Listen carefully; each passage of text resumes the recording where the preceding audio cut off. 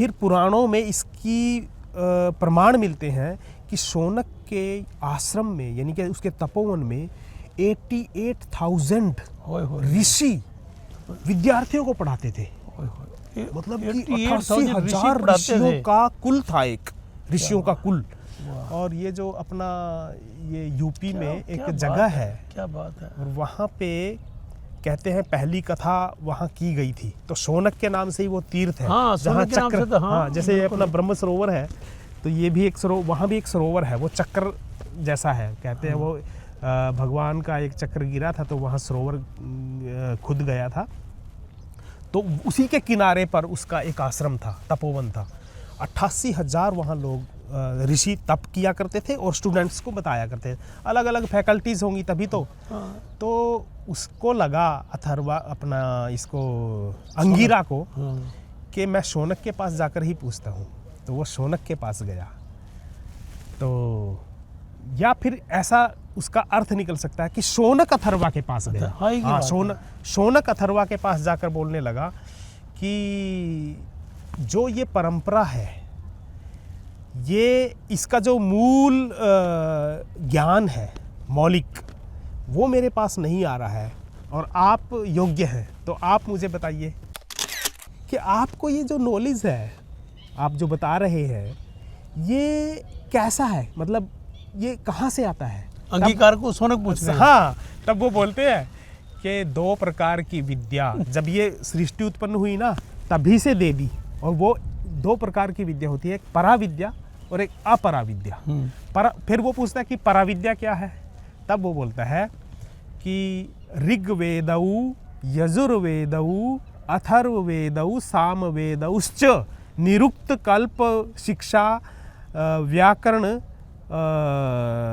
ज्योतिषमिति ही, ऐसा बोलकर एक मंत्र आता है कि ये 6 अंग और 4 वेद जिस विद्या के द्योतक है, क्या वो पराविद्या है।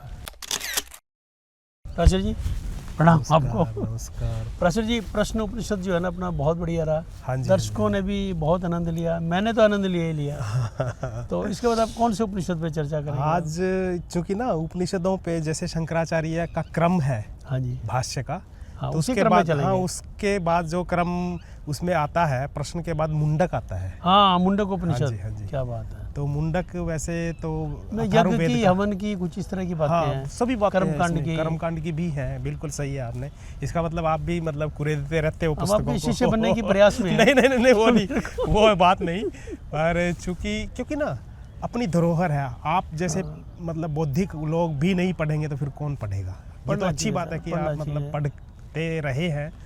और मुंडकोपनिषद अथर्ववेद का ही मतलब एक शाखा है, शौनक शाखा। हाँ जी। तो उसके अंतर्गत आता है। इसमें अलग अलग खंड हैं, 3 खंड हैं वैसे प्रमुख। तो जो पहला खंड है उसमें इसका नाम क्यों मुंडक उपनिषद रखा, पहले तो ये बताओ। मुंडक ऐसा लगता है कि जो मुंडे मुंडे मतिर भन्ना, मतलब विचार की, वैसे तो व्याख्याएं तो बहुत हो सकती हैं। वो मंडूक शब्द है, जैसे मेंढक की बात है, मेरे को तो वहीं से लग रहा था ना, पर चूंकि से तो कोई ताल्लुक बनता नहीं इसका। चूंकि वो जो बौद्धिक चर्चा है वो क्योंकि यहाँ रहती है, हमारे सिर के ऊपर शीर्ष स्थल है वो, तो ऐसा अलग अलग व्याख्याकारों ने उसको समझने की कोशिश की। तो किसी ने इसको मैं स्वीकार करता हूँ कि शायद यही बात रही होगी। ये उपनिषदों के जो शीर्षक हैं ये भी बड़े रहस्यमय है। इनके ऊपर भी ना बहुत लोगों ने व्याख्याएं की हैं कि इसका नाम यूं क्यों आया। पर खासकर तो 2 बातें प्रचलित होती हैं। एक तो पहले मंत्र से हो जाता है, जैसे ईशावास्य उपनिषद, उस दिन भी हम बात कर रहे थे, ईश उपनिषद आ गया उसका नाम। और एक किसी न किसी मुख्य घटना के ऊपर आ जाती है, जो बातचीत उसमें संवाद चलता है। तो मुंडक उपनिषद में ये बात शुरुआत के खंड में आती है कि जब प्रजापति ने, जो कि निराकार है जब तक, बाद में जब आकार लेता है तब प्रजापति हो जाता है, ब्रह्मा। और वो होती कहाँ से है?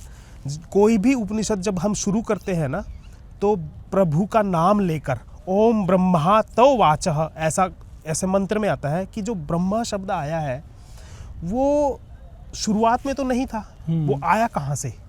और जहाँ से भी आया, जिस तत्व से वो निकला है, उस तत्व को मैं नमस्कार करता हूँ। अच्छा अच्छा, ये यहाँ से शुरू होता है उपनिषद। क्या बात। तो जिस तत्व से शुरुआत हुई है, जो निराकार है, उसमें से प्रजापति उत्पन्न हुआ। प्रजापति ने सबसे पहले इस ब्रह्मांड को समझने का और इसको चलाने का जो भी ज्ञान है, जिसको विद्या कहे, वो एक सबसे पहले उसका जो पुत्र था अथर्वा, उसको दिया। उसको दिया। हाँ, वहाँ तो से फिर अथर्ववेद। वहाँ से ये परंपरा चलती है अच्छा। ज्ञान की। अथर्वा ने फिर एक अंगी ऋषि थे, उनको दिया। फिर अंगी ने भरद्वाज के यहाँ एक भारद्वाज गोत्र में उत्पन्न हुए थे, उसको दिया। और फिर उसने एक अंगीरा नाम के ऋषि थे, उसको ये ज्ञान उनका दिया। नाम अपनी चर्चा में आया है पहले। हाँ, अंगीरा का नाम। और अंगीरा पे आके गाड़ी रुक जाती है, तो अंगीरा सोचने लगता है कि ऐसा तो कभी भी नहीं हो सकता कि ब्रह्मा ने जो ये परंपरा चलाई है, तो ब्रह्मा जो है वो तो आकार ले लिया भगवान ने, पर निराकार जो बिल्कुल सबकी उत्पत्ति का पॉइंट है, हाँ, जहाँ से वो उससे- पैदा हुए। उससे- हाँ, उससे तो फिर ये परंपराएं और भी कहीं चली गई होंगी। ऐसी बात तो नहीं है कि हम ही सब अल्टीमेट है। तो उसको लगा कि ये विद्या किसी और के पास भी होगी, जो मेरे गुरु के पास है, और जो परंपरा उन्होंने हमें बात। बताई, तो वो परंपरा किसी और के पास भी होगी। तब उन्होंने ध्यान लगाकर देखा कि एक व्यक्ति ऐसा है जिसका नाम है शौनक, अच्छा। और उसके नाम के आगे महाशाला ये शब्द आता है। और महाशाला का मतलब है तो ध्यान लगा के देखा मतलब। हाँ, ध्यान लगा के ये देखा, उसके पास जो परंपरा से विद्या आई थी, तो वो अच्छा, ब्रह्मांड में वो- ये देख अच्छा, सकता था, ये देख सकता हाँ, था हाँ, हाँ, कि ठीक कौन क्या कर रहा है, हाँ, समझ इतनी गया। हाँ, वो विद्या के ज्ञान के बल पर। हम्म। तो उसने, क्योंकि ना ये सब बातें व्याख्याकारों ने सोची हैं, सब चीजें उसमें तो सूत्रात्मक है। हाँ, सूत्रात्मक हाँ, है। फिर व्याख्याकारों ने अलग अलग तरीके से मैं एक बात को और तरह से लेता हूँ, आप और तरह से हाँ, लेते बस हैं। बस बस वो अपने दृष्टिकोण से। अपने वो। हाँ जी, हाँ जी। जैसे जिन जिन लोगों ने, उस दिन भी हम बात कर रहे थे कि जो बाहर के जर्मन, जैसे जर्मन हाँ। के लोग हैं, वो कुछ अलग दृष्टि रखते हैं, ऑरबिंदो ने कुछ अलग दृष्टि रखी, विवेकानंद ने कुछ मतलब पूरे लेकिन सामंजस्य एक को बात है, स्थापित करके। प्राचा जी, जी। जो लिखा गया ना उपनिषद में या ग्रंथों में, हाँ, वेदों में, जी, हर एक वर्ड का मीनिंग है। हाँ, बिल्कुल बिल्कुल अपने आप में ना वो वर्ड ग्रंथ है अपने आप में। बिल्कुल बिल्कुल उसकी व्याख्या किसी रूप में, किसी कर लो, कितने कर लो, बिल्कुल कितने लोग कर लें, बिल्कुल हजारों लाखों व्याख्या। ऐसा बोलना चाहिए कि ये तो ना डिवाइन पोएम है। एक Divine, पोएम हाँ, आपको दे दी, divine आप poem। उसकी व्याख्या कर रहे हैं, परंतु एक डिवाइन पोएम दे दी तो उसकी व्याख्या के लिए आपको निरुक्त भी देखना पड़ेगा, ये सब चीज़ें देखनी पड़ेंगी। तो वो मैं सोच कह रहा था कि जो महाशाल शब्द आया है, उसके दो अर्थ निकाले हैं व्याख्याकारों ने। एक तो महाशाल को कहते हैं कि जिसका गृहस्थ बहुत पवित्र और बहुत बड़ा हो, और एक कहते हैं जिसका तपोवन बड़ा हो। अच्छा। और ये फिर पुराणों में इसकी प्रमाण मिलते हैं कि शौनक के आश्रम में, यानी कि उसके तपोवन में 88,000 ओए होए, ऋषि विद्यार्थियों को पढ़ाते थे। ओए होए। मतलब कि 88,000 ऋषि 88,000 पढ़ाते ऋषियों थे। का कुल था, एक ऋषियों का कुल। वाह। और ये जो अपना ये यूपी में एक क्या जगह बात है, क्या बात है। और वहाँ पे कहते हैं पहली कथा वहाँ की गई थी, तो शौनक के नाम से ही वो तीर्थ है। हाँ, जहाँ शौनक के नाम चक्र, से तो, हाँ, हाँ, जैसे बिल्कुल। अपना ब्रह्म सरोवर है, तो ये भी एक सरोवर, वहाँ भी एक सरोवर है, वो चक्र जैसा है। कहते हैं वो भगवान का एक चक्र गिरा था, तो वहाँ सरोवर खुद गया था। तो उसी के किनारे पर उसका एक आश्रम था, तपोवन था। 88,000 वहाँ लोग ऋषि तप किया करते थे और स्टूडेंट्स को बताया करते थे। अलग अलग फैकल्टीज होंगी तभी तो। हाँ। तो उसको लगा अथर्वा, अपना इसको अंगीरा को, हाँ। कि मैं शौनक के पास जाकर ही पूछता हूँ। तो वो शौनक के पास गया। तो या फिर ऐसा उसका अर्थ निकल सकता है कि शौनक अथर्वा के पास गया। हाँ, ये हाँ, बात शौनक अथर्वा के पास जाकर बोलने लगा कि जो ये परंपरा है, ये इसका जो मूल ज्ञान है मौलिक, वो मेरे पास नहीं आ रहा है, और आप योग्य हैं, तो आप मुझे बताइए। क्योंकि इससे पहले मैं जो जिसकी बहुत होते थे। हाँ, ऋषि लोग ना बिल्कुल, बहुत क्योंकि मैं होते थे। जो बात पहले कह रहा था, एक व्याख्याकार ने उस तरीके से की है, परंतु अधिकतर व्याख्याएं ये आती हैं कि शौनक गया अथर्वा के उसके अंगिरा ऋषि के पास, और फिर उसने ये बताया कि मैं 88 हज़ार लोगों का कुल चलाता हूँ, तो मुझे उस परंपरा के बारे में बताइए, ये भी हो सकता है। तब उनका जो संवाद चलता है उसमें से ये बात आती है कि ये जो ब्रह्मांड है ये बना कैसे, ये कहाँ से उत्पन्न हुआ, और फिर वो विकासवाद समझाते हैं। दूसरे उपनिषदों में भी पहले भी बात ये आई थी, पंचतत्व कैसे रिलीज होते हैं एक दूसरे के अंदर पूरा से। इवोल्यूशन की थ्योरी। फिर उसने एक बात बताई, एक उदाहरण दिया कि ये आप मानो या ना मानो, परंतु मूल रूप से एक ही तत्व है, और वो तत्व ही अपने को, स्वयं को तप के द्वारा वृद्धि कर लेता है, अपने को फैला देता है किसी भी रूप में। वो जो फैला हुआ रूप है वही ब्रह्मांड है। तो फिर वो अगला प्रश्न उपस्थित होता है कि फैला हुआ रूप ब्रह्मांड है, तो फिर वो यदि रिड्यूस करे उसको, फिर वो कहाँ जाएगा? तो उसने कहा कि वो जो तत्व है ना, वो अपने को ही समेट लेता है। और उसका फिर एक उदाहरण देते हैं वो मकड़ी को उर्मी कहा है कि उसकी जो अपने यहाँ से वो लार निकालती है और एक बहुत बड़ा नेट वो बना देती है, नेट बन जाता है। फिर वो क्या करती है, 2 दिनों के 3 दिनों के बाद अलग अलग उसके वो हैं, तो वो उसको सारे को समेट कर और सारे को खा जाती है, और फिर कुछ भी नहीं रहता वहाँ पे। ऐसा तो क्या होता है कि जिसमें से वो निकलता है उसी में वो समाना, ये उदाहरण दिया है उसने। तो इसको 2 बातें कही है उपनिषदकार ने। फिर आगे दर्शन शास्त्रों में इसकी बहुत चर्चा हुई है कि जो ये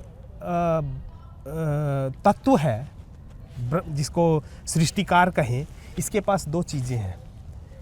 एक तो है निमित्त कारण और एक होता है उपादान कारण। जैसे कुम्हार है, वो मिट्टी लेता है और मिट्टी लेकर फिर वो घड़ा बनाता है। तो मिट्टी एक उपादान है, एक चीज़ें है, मटेरियल है। तो वो मटेरियल कोई आदमी लेता है और उसको वो तीसरी चीज़ खड़ी कर देता है, शक्ल दे देता है। 3 बातें हो गई। शिल्पी रूप में शिल्प जो बना वो घड़ा है, कुम्हार बनाने वाला है, और मिट्टी उपादान कारण है। 3 बातें आ गई। परंतु यहाँ 3 बातें नहीं है। वो कहता है कि ऐसे तत्व की कल्पना करो जो स्वयं ही उपादान है और स्वयं ही निमित्त है। क्या बात है। अपने ही को समेट कर निमित्त वो बनाने वाला है, और वो मटेरियल कहीं बाहर से नहीं लेकर आता, वो अपना ही शरीर इस तरीके से कर देता है कि वो उसका वो सारे का सारा उपादान कारण बन जाता है। तो ये निमित्त कारण और उपादान कारण जिस तत्व में दोनों हों उसका नाम ब्रह्म है, और वो अल्टीमेट उसी में से प्रजापति या ब्रह्मा उत्पन्न होता है, और फिर ये सृष्टि निर्माण होती है। परंतु सृष्टि उस तरीके से विकासवाद नहीं है, बल्कि वो उस तरीके से क्रिएट है कि उसमें अलग से मैटर की जरूरत नहीं है। मतलब कि वेदांत के अंदर से मैटर है।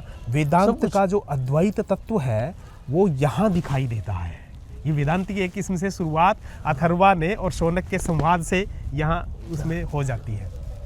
तो फिर वो बोलता है कि ये जो विद्या है, आपको इतना नॉलेज कहाँ से आता है? मैं कई बार सोचता हूँ उपनिषदों से कितना पढ़ा होगा आपने, इतना ज्ञान अर्जित किया। कोई बात नहीं। मेरे दर्शक ये कहते हैं कि असल में ना मैं कहते हैं कि आप धन्य हो, ऐसे ऋषि तुल्य। असल में ना मैं ब्राह्मण हूँ, इसलिए वो हमारा एक सूत्र है वेद का, षड अंगादि वेदाध्यश्च ज्ञश्च। क्या आपको रोटी नहीं मिलेगी परंतु आप वेद पढ़ना मत छोड़ना। क्या बात। तो इसलिए फिर वो आ जाती है चीज़ें। खैर वो पूछता है कि ये जो इसी से संबंधित बात आ गई कि आपको ये जो नॉलेज है आप जो बता रहे हैं ये कैसा है, मतलब ये कहाँ से आता है? अंगीकार को शौनक पूछ रहे हैं। हाँ, तब वो बोलते हैं कि 2 प्रकार की विद्या जब ये सृष्टि उत्पन्न हुई ना तभी से दे दी, और वो 2 प्रकार की विद्या होती है, एक पराविद्या और एक अपराविद्या। फिर वो पूछता है कि पराविद्या क्या है? तब वो बोलता है कि ऋग्वेदौ यजुर्वेदौ अथर्ववेदौ सामवेदौश्च निरुक्त कल्प शिक्षा व्याकरण ज्योतिषमिति ही, ऐसा बोलकर एक मंत्र आता है कि ये 6 अंग और 4 वेद जिस विद्या के द्योतक है वो पराविद्या है। तो वो बोलता है कि इनमें क्या है क्या बात। तब वो बोलते हैं कि मनुष्य को कैसे जीना चाहिए और इस ब्रह्मांड का सारा रहस्य इतना ही नहीं बल्कि उस मनुष्य को भौतिक रूप कैसे सुंदर बने, उसकी सब चीज़ें कहाँ से ली जाएंगी, वो पराविद्या में आती है। क्या बात। और अल्टीमेट जो ब्रह्म है उसको जानने की जब बात आई है तब ये ग्रंथ ये सारे के सारे फेल हैं। तब वो जो विद्या है वो अपरा विद्या है, वो कहाँ वो है? सीखनी पड़ेगी। तो वो परा और अपरा की बात करते हैं फिर, और इस तरीके से पहला खंड इनकी इस संवाद में चला जाता है और बहुत धन्य अच्छी हैं हम चर्चा होती है। कि आप मतलब हमारे साथ यदि- हैं। हमारे दर्शकों का भी आप नमस्कार स्वीकार कर लिया करो, मेरे नमस्कार में ही। कमाल कमाल कमाल कमाल।